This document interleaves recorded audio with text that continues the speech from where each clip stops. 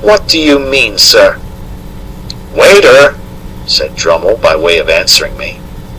The waiter reappeared. "Look here, you sir, you quite understand that the young lady don't ride today, and that I dine at the young lady's?"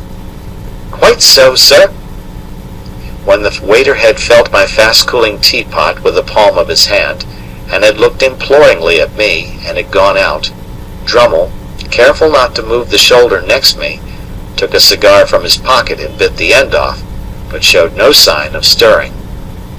Choking and boiling as I was, I felt that we could not go a word further without introducing Estella's name, which I could not endure to hear him utter, and therefore I looked stonily at the opposite wall, as if there were no one present, and forced myself to silence.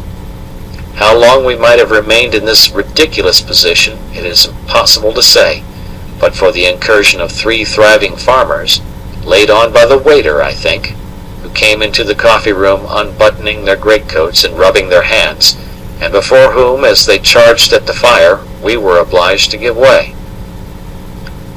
I saw him through the window, seizing his horse's mane and mounting in his blundering, brutal manner, and sidling and backing away. I thought he was gone, when he came back, asking for a light for the cigar in his mouth, which he had forgotten. A man in a dust-colored dress appeared with what was wanted. I could not have said from where, whether from the inn-yard or the street or where not, and as Drummle leaned down from the saddle and lighted his cigar and laughed, with a jerk of his head towards the coffee-room windows, the slouching shoulders and ragged hair of this man whose back was toward me reminded me of Orlick. Too heavily out of sorts to care much at the time whether it were he or no, or after all to touch the breakfast, I washed the weather and the journey from my face and hands, and went out to the memorable old house that it would have been so much the better for me never to have entered, never to have seen.